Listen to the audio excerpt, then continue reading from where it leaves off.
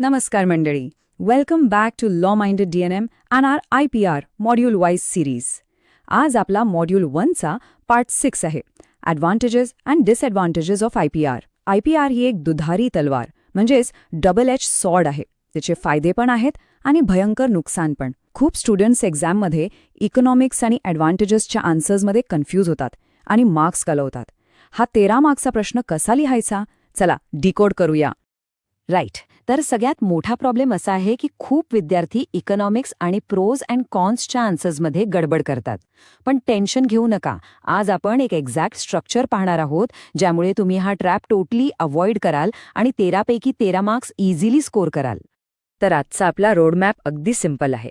आपण एक स्ट्रॉंग इंट्रोनी सुरू करूया, त्यानंतर 5 प्रोज आणि 5 कॉन्स डिटेलमध्ये पाहूया आणि शेवटी एक फुल प्रूफ एक्झाम स्ट्रॅटेजी म्हणजेच 1.5 वर्सेस 1.6चा डिफरन्स डिस्कस करूया. फर्स्ट थिंग्स फर्स्ट, आपला पहिला section the double edge sword. तुमची आन्सरशीट बघताच एक्झामिनर इम्प्रेस झाला पाहिजे, राईट? त्यासाठी ओपनिंग लाईन कशी असावी ते बघूया. कानूनमध्ये मोनोपली ही एक डबल एज्ड स्वॉर्ड मानली जाते. म्हणजेच एका बाजूला ती नवीन टेक्नॉलॉजीला जन्म देते, त्याला प्रोत्साहन देते, पण दुसऱ्या बाजूला ती गरीब लोकांसाठी ॲक्सेस रिस्ट्रिक्ट करून सोसायटीमध्ये इनइक्वालिटी म्हणजे भेदभाव पण निर्माण करू शकते. हे तुमच्या आन्सरचा परफेक्ट स्टार्टिंग पॉइंट असायला हवा. ओके, आता येऊया सकारात्मक बाजूकडे, म्हणजेच द ब्राईट साईड. एक्झाममध्ये पहिले 5 फायदे किंवा ॲडव्हान्टेजेस कोणते लिहायचे ते लिस्ट करूया. हे 5 स्पेसिफिक इंग्लिश हेडिंग्स लिटरली नोट्समध्ये पाठ करून ठेवा. Reward for creators, return on investment, consumer trust, public disclosure आणि कमर्शियलायझेशन. एसेची पॉझिटिव्ह बाजू परफेक्टली स्ट्रक्चर करण्यासाठी हे हेडिंग्स तुम्हाला खूप हेल्प करतील. Let's break them down. पहिला फायदा, रिवॉर्ड फॉर क्रिएटर्स. ऑथर्स आणि इन्व्हेंटर्सना त्यांच्या मेहनतीचा आणि हार्डवर्कचा मोबदला मिळतो, म्हणजेच एक रिवॉर्ड मिळतो. त्यांना जेव्हा एक्सक्लुझिव्ह राईट्स मिळतात ना, तेव्हा ते आपण नवीन इन्व्हेन्शन्स करण्यासाठी हायली मोटिवेटेड राहतात. सिम्पल आहे, राईट? दुसरा पॉइंट खूप क्रुशियल आहे, रिटर्न ऑन इन्व्हेस्टमेंट किंवा ROI. आता बघा, फार्मा किंवा ग्रीन एनर्जी सारख्या सेक्टर्समध्ये नवीन रिसर्चसाठी मिलियन्स ऑफ डॉलर्सचा खर्च होतो. पेटंट्स त्या कंपन्यांना त्यांचे पैसे रिकव्हर करण्याची आणि प्रॉफिट कमवण्याची गॅरंटी देतो. जर हे प्रोटेक्शन नसतं तर कोणत्याही कंपनीने अशा व्हायटल रिसर्चवर खर्च केला नसता, बरोबर? तिसरा पॉइंट आहे कन्झ्युमर ट्रस्ट.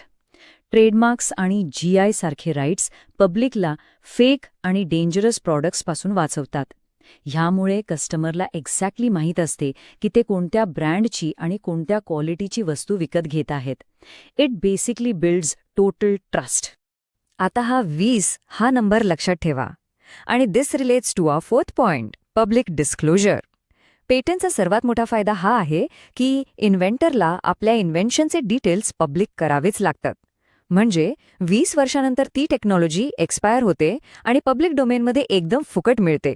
इथे कोणतीही सिक्रेसी राहत नाही. 5वा आणि शेवटचा फायदा आहे कमर्शियलायझेशन. IPRमुळे एक साधी आयडिया एक मार्केटेबल ॲसेट बनते. म्हणजे स्टार्टअप्सना फंडिंग मिळते, नवीन जॉब्स क्रिएट होतात आणि इंटर्न देशाची इकॉनॉमिक ग्रोथ होते. आयडियाजला डायरेक्ट बिझनेसमध्ये कन्व्हर्ट करायचा हा एक पॉवरफुल रस्ता आहे. राईट. आता आपण कॉइन फ्लिप करूया. डार्क साईड म्हणजेच द कॉन्स.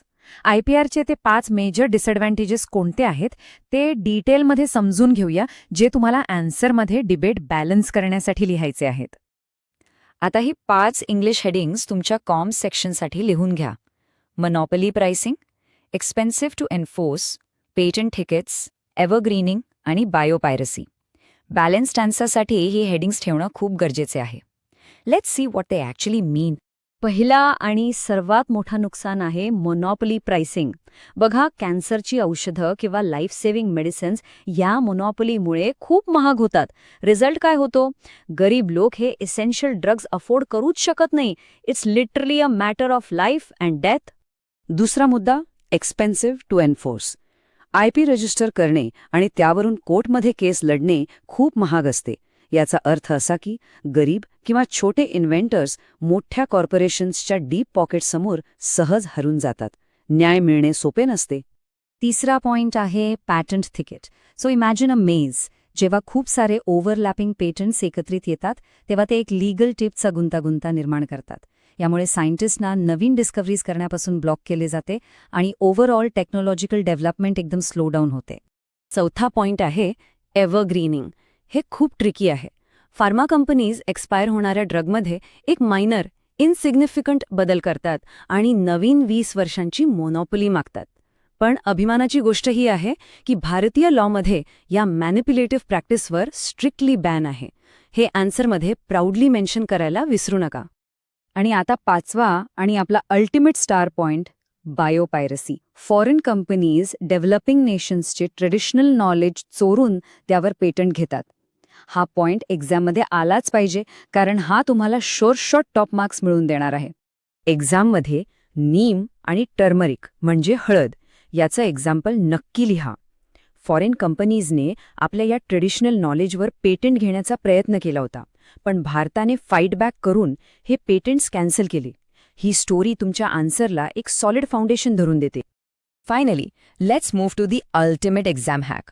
2 सिमिलर सिलेबस मॉड्यूल्समध्ये खूप कन्फ्युजन्स होतात. ते कसे अवॉइड करायचे आणि एक्झॅक्ट मार्क्स कसे मिळवायचे ते क्लिअर करूया. हा डिफरन्स आपल्या माइंडमध्ये एकदम क्लिअर ठेवा. जर प्रश्न इकॉनॉमिक ॲनालिसिस म्हणजे मॉड्यूल 1.5 वर असेल तर टेक्निकल टर्म्स वापरा, जसे फ्री रायडर प्रॉब्लेम आणि डेड वेट लॉस. पण जर प्रश्न ॲडव्हान्टेजेस अँड डिसएडव्हान्टेजेसवर असेल तर आपले प्रॅक्टिकल पॉइंट्स लिहा, जसे कन्झ्युमर ट्रस्ट आणि बायोपायरसी. प्लीज हे दोन्ही मिक्स करू नका. शेवटी आन्सर कन्क्लूड करताना हे पॉवरफुल स्टेटमेंट वापरा. IPRचे फायदे तोपर्यंतच चांगले आहेत जोपर्यंत ते पब्लिक हेल्थ आणि सोसायटल वेलफेअरच्या आडवे येत नाहीत. हे वाक्य तुमच्या 13 मार्काच्या आन्सरला परफेक्टली सील करेल. आता ही क्विक फायनल चेकलिस्ट बघून घ्या. 1. इंट्रोमध्ये double edge sword. 2. 5 pros. 3. 5 cons. 4. Neem आणि टर्मरिकच्या बायोपेरसी एक्झाम्पल नक्की ॲड करा. आणि 5. वेलफेअरची conclusion. Just stick to this.